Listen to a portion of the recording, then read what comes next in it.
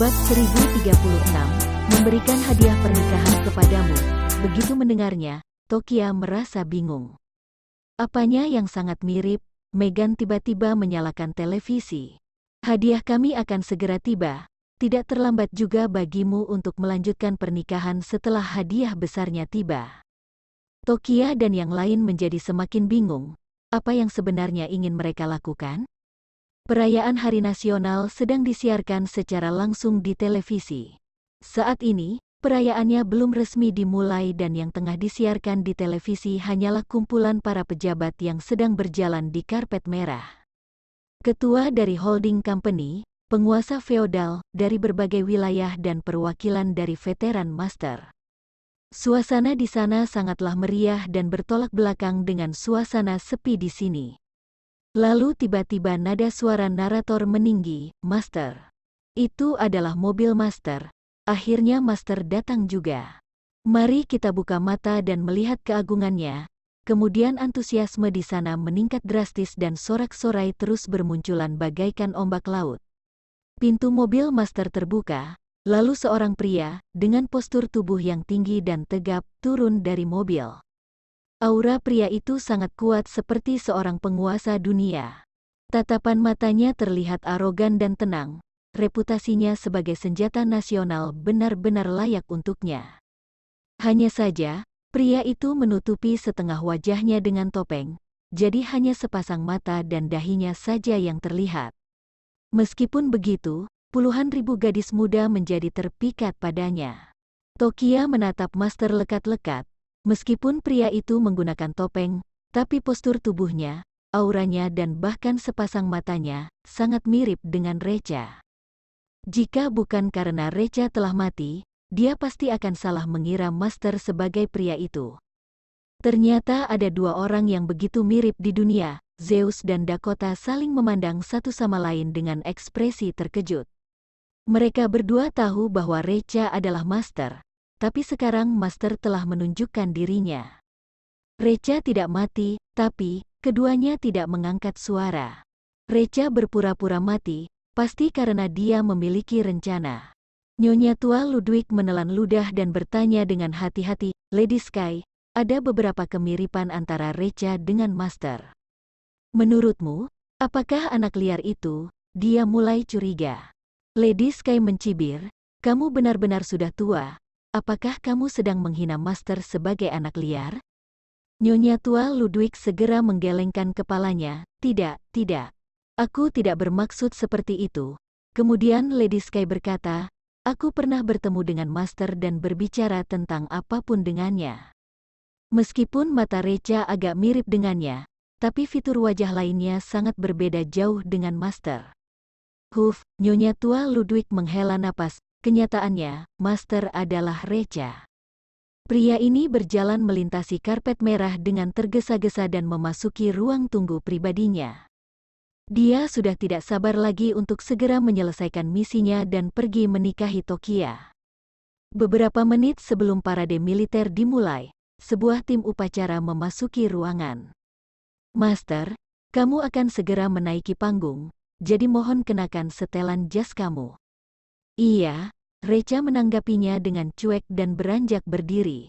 Tim upacara segera mengenakan setelan jas padanya. Ketika sedang merapikan pakaian, salah seorang anggota tim tiba-tiba menekan salah satu kancing setelan jas tersebut dengan kuat. Kemudian kancing itu mengeluarkan bunyi nyaring dan menembakkan sebuah peluru, yang tepat mengenai jantung Recha. Tubuh Recha membeku dan dirinya memelototi anggota tim itu dengan tatapan ganas. Ketika dia hendak mengeluarkan suara, orang tersebut segera membungkam mulut dan hidungnya, lalu dirinya merosot ke kursi dengan pasrah dan tidak ada lagi pergerakan apapun. Ketua dari tim upacara itu menghela napas.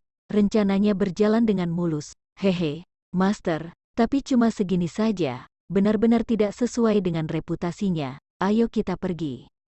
Bab 1037, Pembunuhan Master. Tim upacara bergegas mengatur napas mereka, lalu melangkah keluar dari ruang tunggu. Mereka tiba di gerbang pintu, dan melihat bahwa yang sedang menjaga gerbang itu tidak lain adalah Iron. Kemudian Monkey King, pemimpin Iron berbisik, "Bagaimana rencananya?" Sangat berhasil, tim upacara memberi isyarat oke dengan tangan mereka. Pergilah, Monkey King berkata, aku akan membawa kalian keluar kota. Parade militer resmi dimulai, para orang hebat dari berbagai tempat menaiki panggung. Hanya ada beberapa orang saja yang menjadi pusat perhatian masyarakat Clarity. Salah satunya adalah Master, tapi bagaimanapun mereka menunggu, mereka tetap tidak melihat Master menaiki panggung. Hal ini menimbulkan banyak perbincangan dan kecurigaan di antara publik. Di dalam kamar Tokia, begitu melihat Master tidak menaiki panggung, Meghan dan Nyonya tua Ludwig segera menghela napas lega. Orang luar tidak mengetahui apa yang telah terjadi, tapi tidak dengan mereka. Master telah dibunuh dengan tragis, jadi bisa dikatakan bahwa rencana mereka telah setengah berhasil. Tokia mulai merasa tidak sabar. Dakota, Visi, ayo kita pergi dan lanjutkan upacara pernikahannya. Tunggu, Meghan berkata dengan dingin, jangan buru-buru. Sepertinya hadiah yang kuberikan untuk kalian sudah tiba. Lalu tepat pada saat ini, terdengar suara teriakan dari luar. Kami sedang melaksanakan misi darurat, jadi semua orang tidak diizinkan untuk keluar. Mohon bekerja sama dengan kami, jika tidak, kalian akan dibunuh tanpa ampun. Apa yang terjadi? Apa yang telah terjadi? Mereka bertiga merasa ada yang tidak beres. Lady Sky tersenyum kecil, lalu dia beranjak berdiri dan memimpin orang untuk berjalan keluar. Lalu Tokia dan yang lain juga mengikutinya. Ketika mereka melangkah keluar, mereka menemukan bahwa seluruh jalan telah ditutupi oleh para prajurit.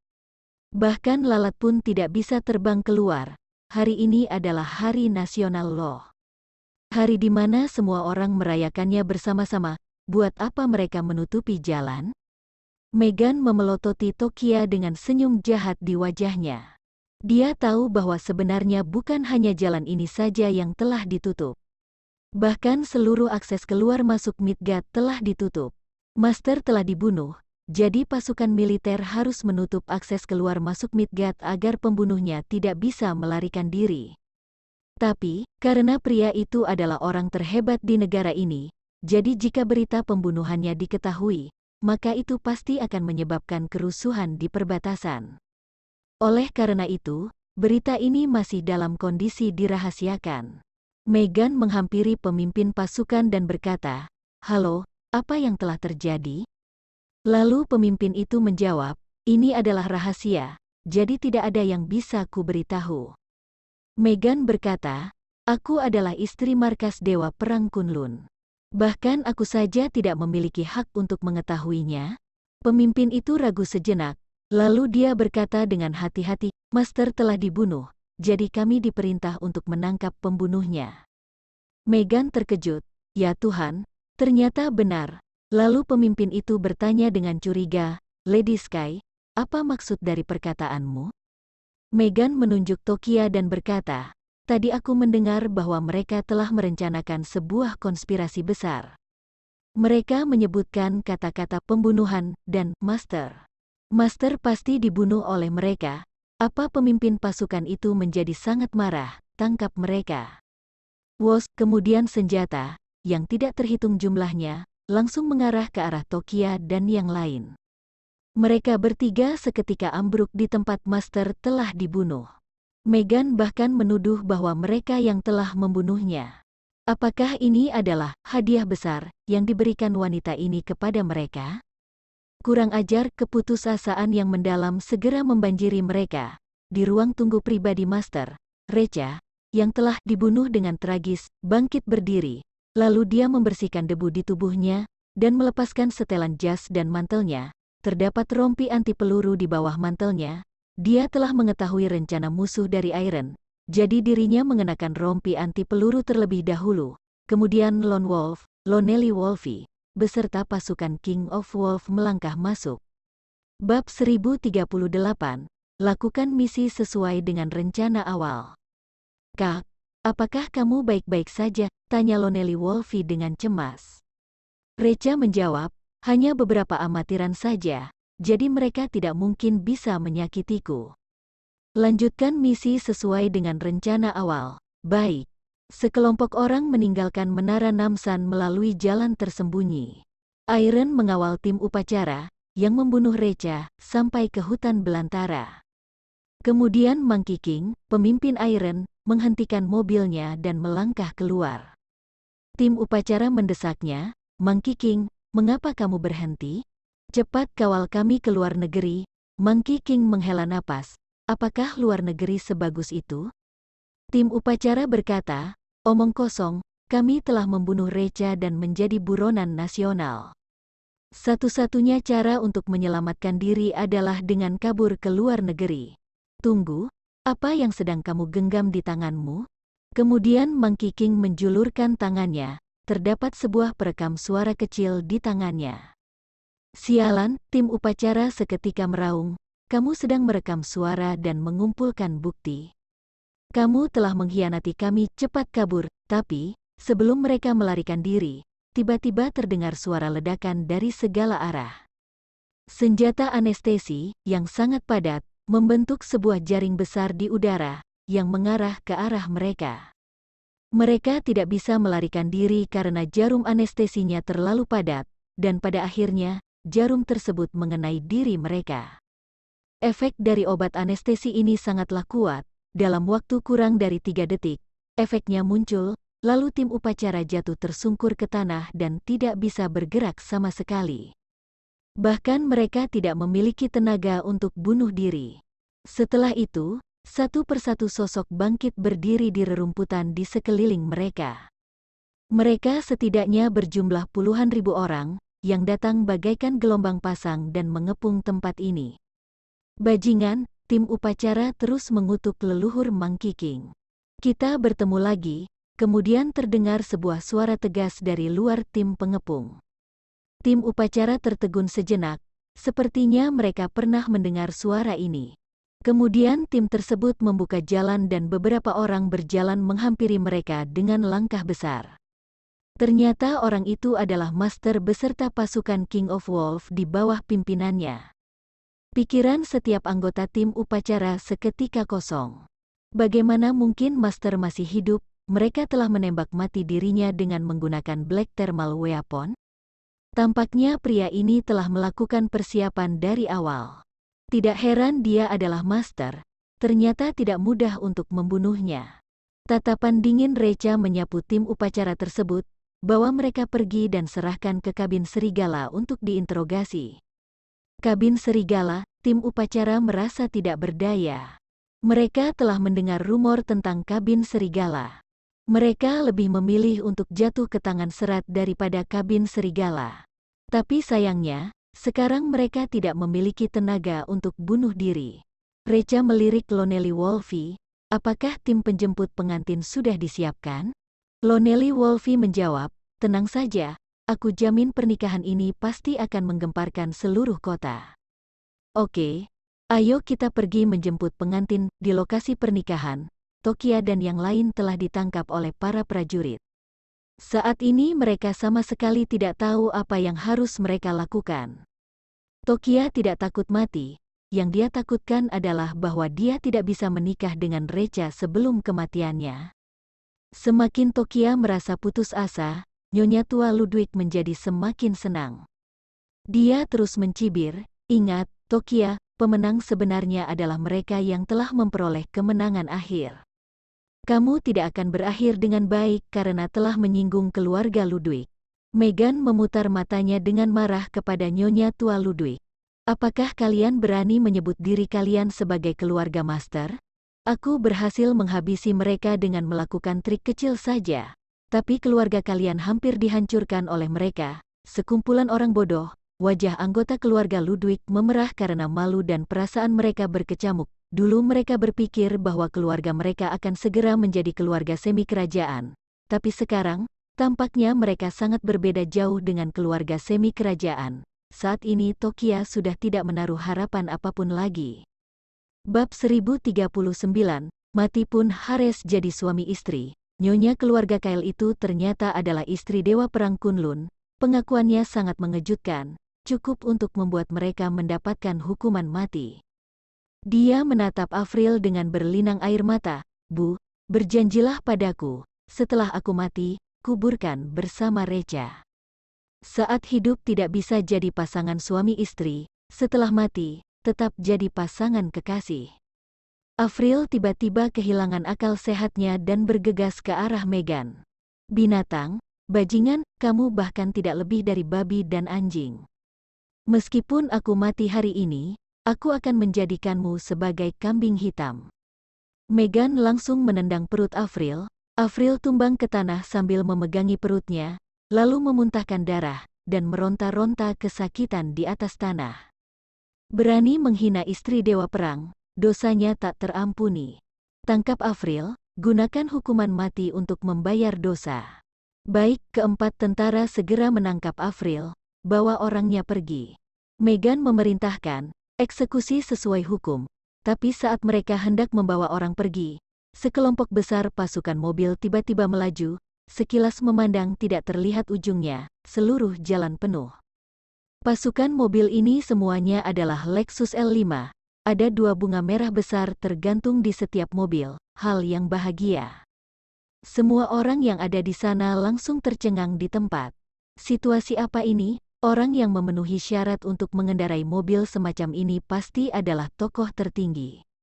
Tapi para tokoh besar ini, sekarang harusnya berparade di Menara Namsan. Kenapa datang kemari?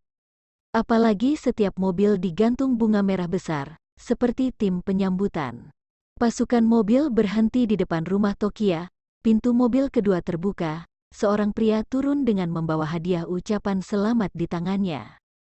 Greedy Wolf Jenderal Kota, memberi selamat kepada pengantin wanita. Apa, pasukan mobil ini, datang menyambut Tokia, bahkan Jenderal Kota datang secara pribadi.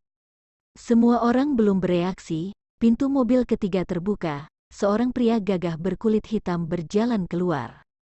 Jenderal Perang Gok, Lone Wolf, memberi selamat kepada pengantin wanita. Hahaha, kakak ipar, pesta pernikahanmu hari ini apakah sudah cukup memuaskan? Tokia, Zeus, wah, dia pernah melihat Lone Wolf sebelumnya. Saat itu, Reca mengatur Lone Wolf untuk memindahkan batu bata di lokasi konstruksi. Tidak diduga, ternyata dia adalah Jenderal Perang Gok. Jenderal Perang Gok benar-benar memindahkan batu bata di lokasi konstruksi keluargaku. Kehebatan ini cukup untuk aku bual seumur hidup. Pintu mobil keempat terbuka. Lonely Wolfie, penanggung jawab distrik militer Provinsi Omada, memberikan selamat kepada pengantin wanita.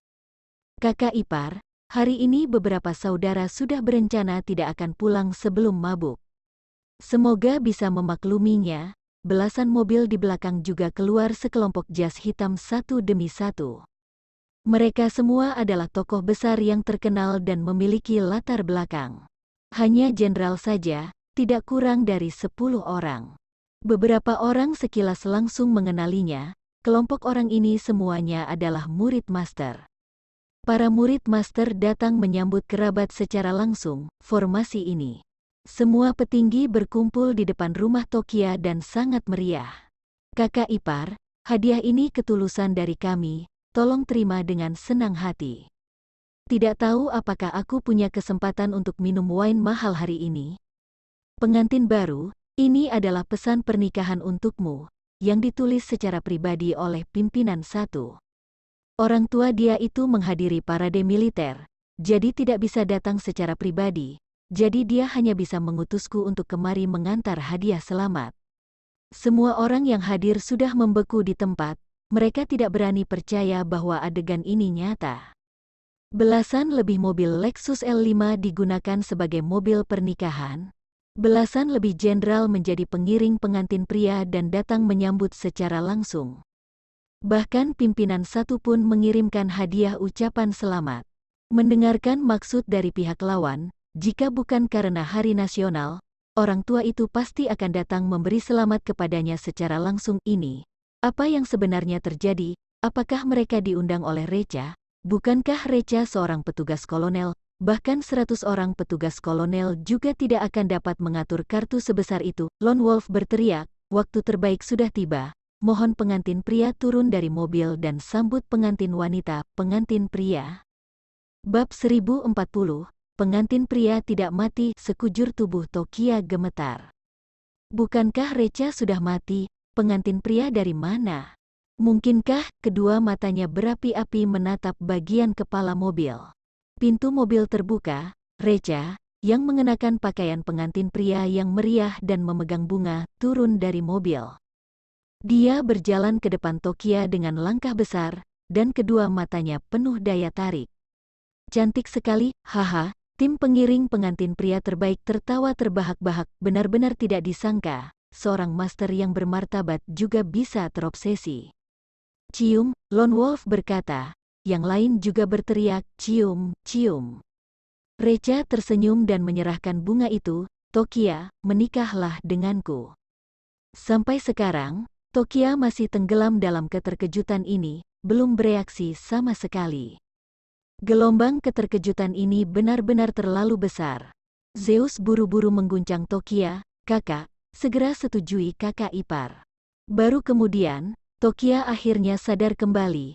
Dia langsung menangis, tinjunya meninju dada Recha. Kamu bajingan, bajingan, kenapa menyembunyikan berita bahwa kamu masih hidup dariku? Apakah kamu ingin aku khawatir sampai mati? Wo, Recha, kamu bajingan? Recha merasa sedikit canggung. Pada akhirnya, Dakota yang pertama bereaksi kembali. Dia menarik Tokia kembali ke ruang mempelai wanita. Recha, lihat apa yang kamu lakukan, buat adikku terharu sampai menangis. Aku katakan padamu, sogok amplop merah, memohon untuk membuka pintu, adegan berlutut dan melamar tidak boleh ada yang kurang, kamu jangan bersikap seperti tidak terjadi apa-apa. Cepat bersihkan lokasi, lalu masuk untuk melamar. Boom, Dakota menutup pintu. Tokia, segera tenangkan suasana hatimu. Kamu menangis begitu keras, bagaimana kamu menikah? Aku katakan padamu, tidak baik jika menikah sambil menangis. Hanya satu kali dalam seumur hidup wanita, jadi harus hadapi dengan serius. Di luar kamar mempelai wanita, tentu saja Recha tahu apa maksud Dakota mengatakan bersihkan lokasi. Dengan mata dingin, dia memandang Meghan dan keluarga Ludwig. Pada saat ini, hati keluarga Meghan dan keluarga Ludwig telah memicu badai.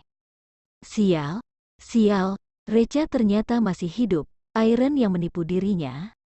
Dan juga, Recha ini kemungkinan adalah murid master, kalau tidak, bagaimana mungkin bisa menggerakkan begitu banyak petinggi untuk menghadiri pernikahan? Tetapi, master mereka telah terbunuh. Orang-orang ini tidak sibuk melacak si pembunuh, tapi masih ada hati untuk mengadakan pesta pernikahan? Lone Wolf bertanya, Kak, bagaimana menangani kelompok orang ini? Recha, hari ini adalah hari besarku, aku tidak ingin melihat darah. Baik, Lone Wolf mengertakkan giginya. Ini adalah pernikahan militer. Kalian datang ke sini membuat masalah, berarti ingin menghancurkan pernikahan militer. Seseorang, bawa mereka pergi dan minta pertanggungjawaban mereka sesuai hukum. Tunggu sebentar, Meghan buru-buru berkata, kami di sini bukan untuk menghancurkan pernikahan militer. Sebenarnya, Tokia yang bersekongkol membunuh master kalian. Aku datang kemari untuk melaporkannya. Lone Wolf, persetan dengan omong kosongmu. Master masih hidup dengan baik, kamu bilang Master sudah mati, apakah kamu sedang mengutuk Master? Dan juga, Tokia adalah anggota keluarga militer.